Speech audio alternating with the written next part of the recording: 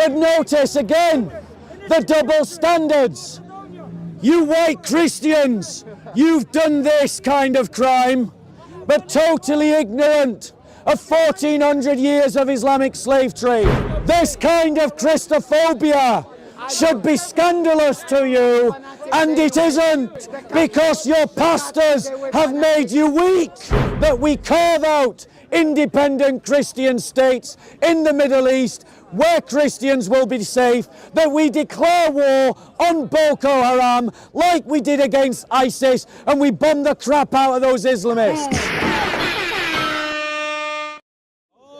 Going to talk about a different topic. Now, you do find from time to time that you find these useless hecklers. They can never speak for themselves. They only come and heckle other people because they're parasites. They're parasites in the way that they go about doing their business. They've got nothing positive to add to the discussion. No alternative. But all they want to do is shout and scream. So, ladies and gentlemen, moving on to another topic. Why it is wrong to criticize Muhammad in France? It's good. Why is it wrong to criticize Muhammad in France? It's not wrong to criticize Muhammad in France. Okay. They criticize Jesus as well, but It's guaranteed by the law in France. It's not wrong. I want to talk about, brother, don't feed the trolls. In fact, you could argue that the French... Bro, I want to talk about a myth that lots of people are spreading in the park. Put your hand up if you've heard people say that Christianity is a dying religion. It's dead already. It is a mantra. It is a mantra that we have heard by Muslims in the park that Christianity is a dying religion. Now, ladies and gentlemen, I want to show to you that parasites like this guy, who just come and heckle because no one will listen to him if he goes and speaks anywhere, are wrong. And Muslims who tell you that Christianity is a dying religion are wrong. Ladies and gentlemen, I want to provide as my evidence the research done by a body of academics in a group called Pew Research. These are university academics who study religious trends across the world. And this is what they say in an article and a report called Global Christianity, a report on the size and distribution of the world's Christian population. Now, this is what they say. And I want you to remember this, ladies and gentlemen, the next time you hear a Muslim say that Christianity is dying. They say this: the number of Christians around the world has nearly quadrupled in the last 100 years. Everybody say quadrupled. Quadrupled. Say it like you're on a pair, guys, because this heckler will shout. So everybody say quadrupled in the last 100 years. From about 600 million in 1910 to more than 2 billion in 2010. But the world's overall population has also risen rapidly from an estimated 1.8 billion in 1910 to 6.9 billion in 2010 as a result. Christians make up about the same proportion, about the same portion of the world's population today, 32%, as they did a century ago, 35%. In other words, ladies and gentlemen, Christianity continues to grow in line with world population. This apparent stability, however, masks a momentous shift. Although Europe and the Americas still are home to a majority of the world's Christians, 63%, that is a much lower share than it was in 1910 93%. And the proportion of Europeans and Americans who are Christians has dropped from 95% in 1910 to 76% in 2010 in Europe as a whole. And from 96% to 86% in the Americas as a whole. So in other words, the Christian faith has moved out of the Anglosphere. It has moved out of European civilization, and it has become a truly global religion. A global religion that has continued to grow in proportion to world population. Now, ladies and gentlemen, we have to recognize the point of my parasite here, which is that there has been a great apostasy in Europe. There has been in Western Europe a massive falling away from the Christian faith. But what the Muslims don't realize is that there has been a revival of the Christian faith in Eastern Europe, in Poland and Romania and Hungary and Ukraine and Russia and the Czech Republic and Greece and Serbia.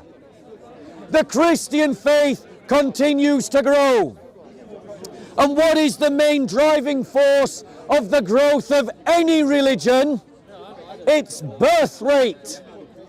Islam is the fastest growing religion because of birth rate, not because of conversion.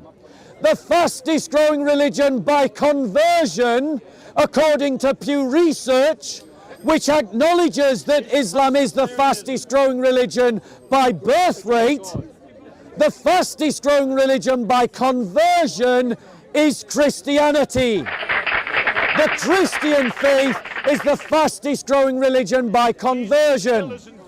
However, we need to look a little deeper, brothers and sisters, because that growth rate is mainly in Africa. It is mainly in Africa because of the massive growth of Pentecostal churches and the higher birth rates amongst Christian families in Africa compared to anywhere else. We Christians cannot assume that the current trend will continue. There is no reason to assume that it will. And we as Christians must galvanize ourselves to deal with the real problems that the church faces. And what are those real problems? Not how we deal with the question of the transvestite community, as the Lambeth Conference obsesses about. Not whether we should have the Latin or the vernacular Mass, as obsessed about by traditional Catholics, but whether we are creating families in our fellowships in the West. That's one of the most fundamental questions that is challenging the Western Church.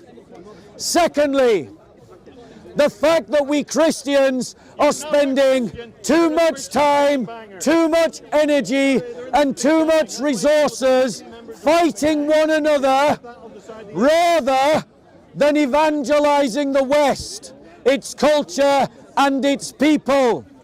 As someone who does evangelism, I can tell you from my first-hand experience that if you do keep your hands off other people's property. Well, it's recording me. I don't want to be recorded. Well, stand off camera then. No one's forcing you to stand there. Don't want to be recorded. Ladies and gentlemen, the parasite. Unfortunately, ladies and gentlemen, our parasite here is now. Let's put him on camera. Now's your chance to debate. Why is he talking to a parasite? Come here. Do you want to debate? Let's debate him. So, No, I'm not doing it on camera. no, we are doing it on camera. No, we're not. Yeah, we are. Yeah, we are. We're doing it on camera. He's filming me. you, we're not. Go on. Fuck So you, debate we're me not. now. No, I'm not Debate me now. You don't want to debate me now. So there you go. Ladies and gentlemen. Listen to you, man. Enjoy what you're saying. Forget about people like that. Okay. We won't be blurring his face, by the way, ladies and gentlemen. because we want everyone to see the parasites in the park. So, ladies and gentlemen, we Christians need to unite, and we need to recommit ourselves to evangelizing non-Christians. Because when we Christians rediscover our unity and our commitment to evangelism, evangelizing the individual and evangelizing the culture, we'll begin to create a groundswell, a shift in the West. But until we Christians revive ourselves, we can't expect the Western Church to revive, which means that it is the responsibility of all of you, my brothers and sisters, to get your fellowships into shape, to deal with the real problems and to stop fighting over the stupid ones, because it is a sign of the Western Church's irrelevance that we obsess about the trivial and not the significant. And we need to rediscover what's significant. We have made ourselves irrelevant to the equation because we don't stand up for ourselves.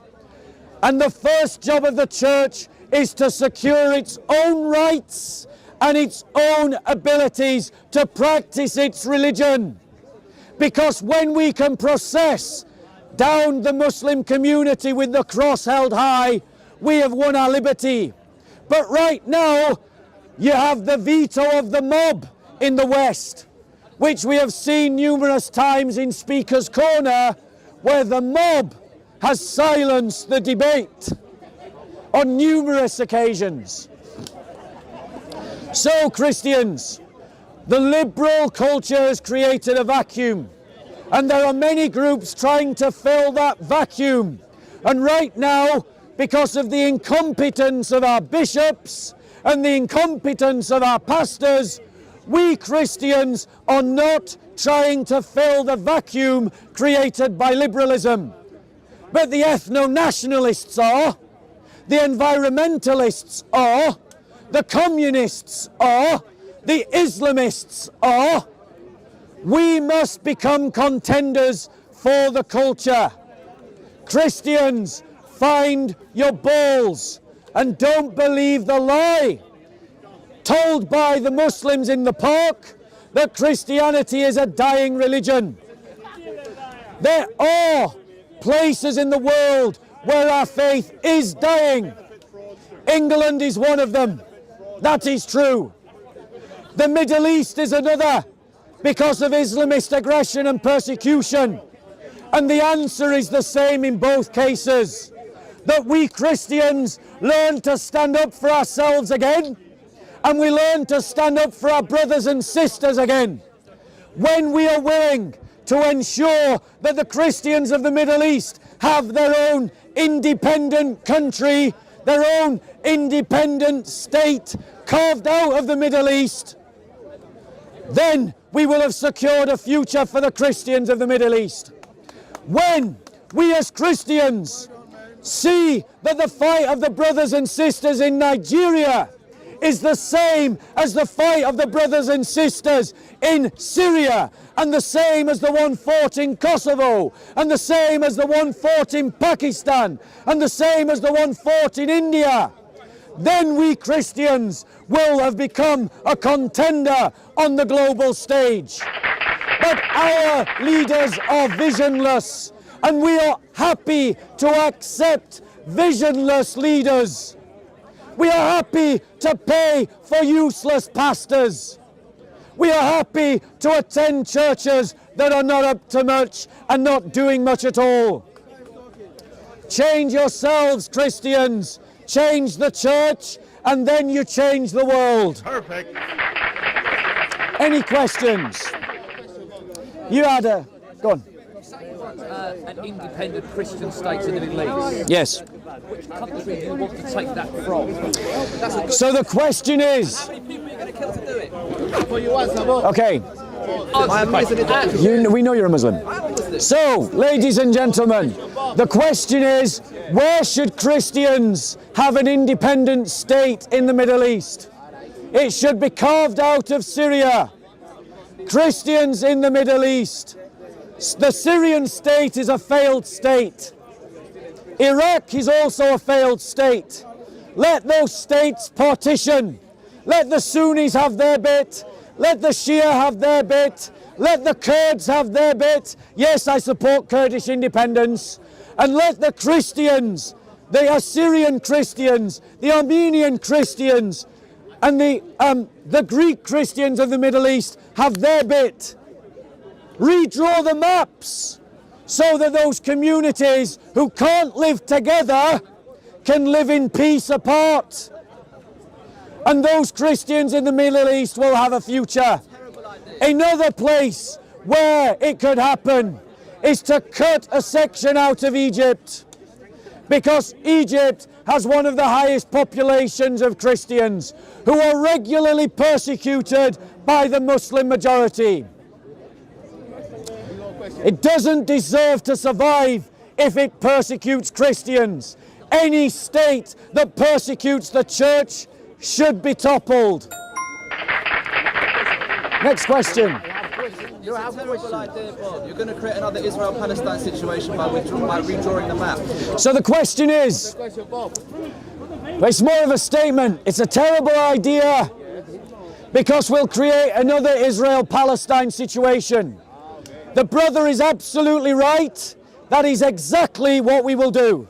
However, the alternative is that we watch our brothers and sisters in the Middle East die slowly. So make your choice, Christians. Do you want to see the church die slowly in the Middle East? Or do you want to replace one kind of trouble with another? Choose your evil. Next question.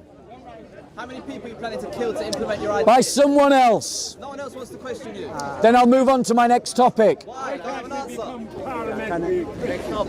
Sorry? Why can't we become parliamentary Christians? So the question is, why can't we become parliamentary Christians? And I want to be clear, I am not one of those Christians who believes that religion and politics are separate. Our Lord says to render unto Caesar what belongs to Caesar, and to God what belongs to God. But the Psalms say that the earth is the Lord's and everything upon it. If everything belongs to the Lord, what belongs to Caesar? Indeed, even Caesar himself belongs to God, which means every political office belongs to God. And so Christians should be involved in politics, working from a Christian political narrative towards Christian political goals, of which the cessation of the violent persecution of Christians is the first principle of Christian politics. Perfect. Christians stand in solidarity with one another. Next question. What? So the Muslim says that the answer to Muslims persecuting Christians is that Christians should flee their homeland and come to Europe. In other words, they aren't needed in Egypt, they aren't needed in Syria, they aren't needed in Iraq. If they don't like being persecuted, let them leave. I say no. I say that we stand up to Muslims that have that attitude, that we crush the Islamist networks, that we carve out independent Christian states in the Middle East where Christians will be safe, that we declare war on Boko Haram like we did against ISIS, and we bomb the crap out of those Islamists. It is time to stop playing with the Islamists and those who sympathize with them. Because as you play with the Islamists and those who sympathize with them, their terrorism continues to grow.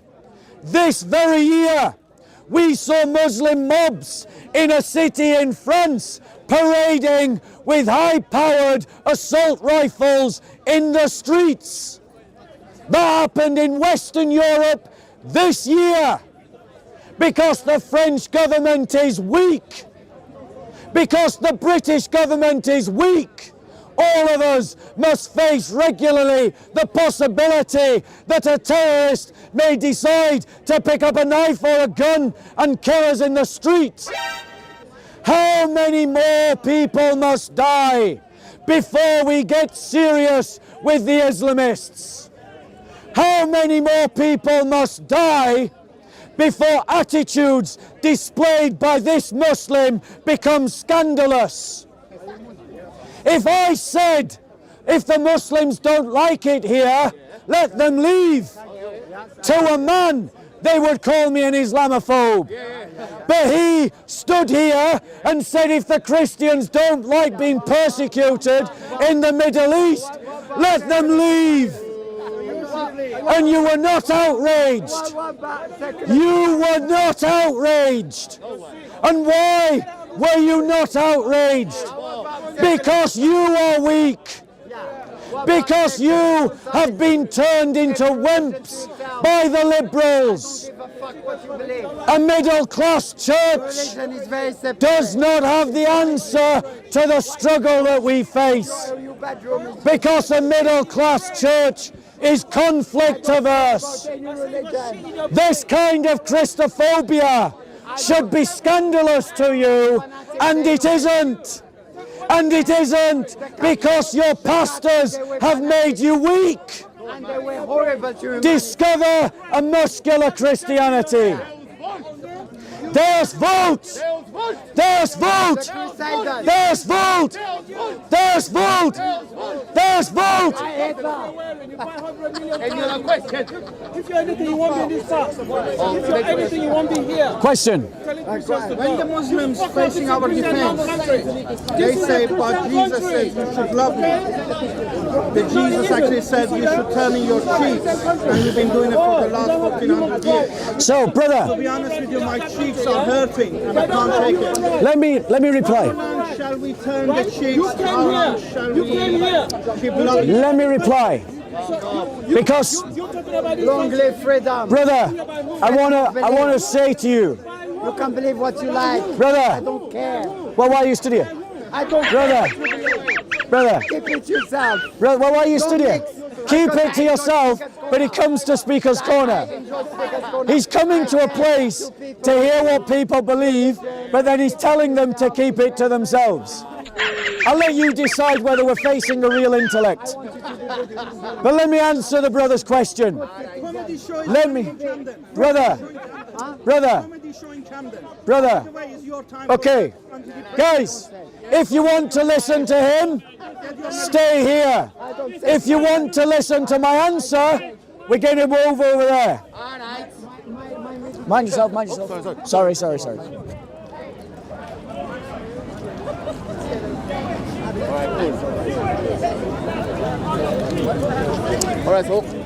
So let me answer the question of the brother, because I think it's really important that Christians are always reflective, and I'm going to say something that will be critical of you now, brother, but I want you to hear me in charity, that in this struggle that we Christians must always examine our heart and ask whether we are being motivated by hatred, revenge or love. Because the narrative, the way that my brother catchphrased it, and it was hyperbole, I'm sure, which is, I've been turning the other cheek for 1400 years, my cheeks are getting raw, so can't I punch back now? Well, I would say that we Christians must continue to turn the other cheek. But turning the other cheek is not the same as pacifism. Turning the other cheek is not the same as apathy. Turning the other cheek is not the same as laziness. Turning the other cheek means that when you fight back, you're not doing it out of revenge. You're not doing it out of hatred. You're doing it out of love and out of justice. It is unjust to stand by and allow Islamists who are sponsored by the Turkish state to ally themselves with Azerbaijan and to attack Armenia. Our love for our Armenian brothers and sisters means that we should stand against the Islamists. But our hatred is directed to the ideas that motivate and inspire the Islamists. not of the people themselves. When their power has been removed, when their assault rifles broken, when their tanks destroyed, and they have no means to commit harm, then we should assess who of them can we help and who of them are beyond help, and we deal with them accordingly. Our love for our brothers and sisters must inspire us to stand up to the Islamists. But that should not be equated with pacifism, but we must not surrender our souls or our hearts to revenge or hatred or anger. We must, as John Damascus said, he said that we take up the sword to defend our brothers and sisters. That's what we must do. We must be motivated by love. Why have you come here? Why have you come here? I have the right to come here. You do, but unfortunately, ladies and gentlemen. I pay taxes. Unfortunately, ladies and gentlemen. Right, go on. Why are you here? I'm sure you pay taxes. Of course I don't have very much. Yeah. Sorry, let me just deal with his question. Sorry. Can you go back 2 minutes? Can you spread out by 2 minutes, please? Listen, my friend. No, go on. I come from Cordoba. My origin. I'm from Cordoba. I can prove it. What the Catholic Armenia. did to my people. They kick the Jewish and the Muslim out from their homeland. Listen to proper stuff, yeah? Nagorno-Karabakh? Nagorno-Karabakh is within the borders of Azerbaijan. So what's wrong with them trying to take their own country back? So the question is, guys, there's no need to move in because I'm always going to repeat the question. Yeah, we need to spread out, guys, or the police will just move us away. Spread out, please. What's the question, Bob? So the question is, what's wrong with Azerbaijan attacking territory that is legally its own? Well, I wonder if he felt the same way when the Serbians were attacking territory that was legally their own. Except that then the minority that was being persecuted was Muslim. I wonder if he felt the same when the Burmese government was attacking the territory that was their own and the Rohingya Muslims were forced out of their lands. Why? Because they were Muslim. We see the liberals have this double standard all the time. The fact of the matter is, Artsakh, as the Armenians call it, the disputed area of our greater Armenia, is ethnically Armenian. The majority of the people there are Armenian. And they did not want to be part of Azerbaijan when the Soviet Union collapsed. The borders ended up being what they were because they were not settled by an ordered organizing of the borders. And so we need to separate the borders appropriately, and Artsakh needs to go to Armenia so that the richer Azerbaijan doesn't have to pay for a population that doesn't even want them as a government. Your question. Look, this guy, he say Armenia, Azerbaijan. Azerbaijan is Muslim country, but Shia, anti-Iran. Iran now Iran stay with Armenia, anti-Armenia. What's your question, sir? What's the question? If you're not asking a question, I'm just going to go on to my next topic. Do you know Iran stay with Armenia or not? The question is, do I know that Iran has supported Armenia? Tacitly, yes. I know that the Iranians have, because they want to have a bulwark against the expansionist ideology of Turkey. Turkey is a criminal state. It is like the Third Reich today. It carried out a genocide of Christians and murdered over 1 million Armenian, Greek and Syrian Christians. When you go on holiday to Turkey, it's like going on holiday to the Third Reich. When you buy a product of Turkey, you are buying a product of the Third Reich. You wouldn't go to Nazi Germany, don't go to Turkey. You wouldn't buy from Nazi Germany, don't buy from Turkey. Boycott Turkey. So, I've just arrived. any other questions before I move on? Bob, this guy, he mentioned the Never had a kebab. border of Armenia. He's never had a kebab. Can I ask this guy? He goes and watch the map of the Armenia in 1915, and how big was the Armenia? Then what they did? Why they can't claim their land back, but always the Muslim got to claim their land back? Yes, Yeah? Christians, Have a look at the map. Christians, you need to get political. You need to remember the historical crimes against the church, and you need to have them as part of your understanding of history. The mass murder of Christians and the persecution of Christians has been our experience for 1400 years under Muslim rule. And it is time that we as Christians, from west to east, from north to south, remember the history of the church, because it will inform our politics. The reason why the liberals are so weak on Islamists is because they don't remember the Ottoman Empire. It's because a beautiful one, he says, a beautiful that desecrated churches, that kidnapped Christian children, that raped Christian women, that invaded Christian lands, that killed Christians who converted from Islam, that killed Christians for practicing their faith, that reduced the rights of Christians. That is the beautiful empire. But yet, if we desecrate mosques, rape Muslim women, kidnap Muslim children, he will cry out for a crime. He will cry out Islamophobia. And that is the double standard. Why, oh Christians, are you not outraged by views like this? Why are you not outraged by views like this? Go on. I don't even have a question, it's a statement. Christians have never gone through shit. Muslims have been persecuted since the fucking dawn of time. Your religion has constantly pushed out people. I myself, a former Christian, have been pushed out.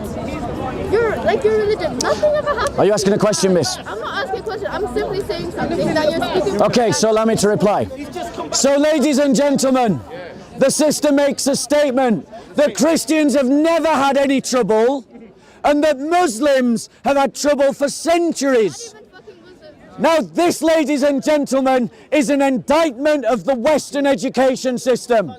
This young lady doesn't know anything about church history. Put your hand up if you're an Armenian. Put your hand up if you know about the genocide of 1.2 Armenian Christians. Do you know about the Armenian genocide? Oh, so she does know. But apparently that doesn't constitute problems. Put your hand up if you know about the fact that Syria, Palestine and Jordan were Christians before Muslims invaded. Did you know that? Oh, so she does know. She does know. She does know. She does know. But according to her, we Christians have not gone through any kind of shit. Put your hand up if you know about the Janissaries. The kidnapped Christian children who were forcibly converted to Islam. Put your hand up if you know about the Janissaries.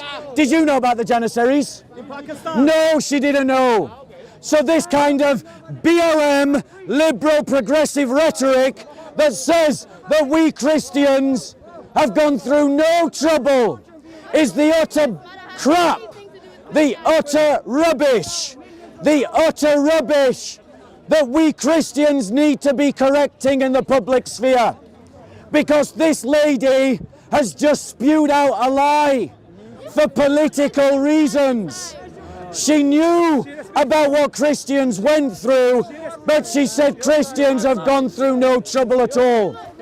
That is the narrative of the liberal progressives. Next question.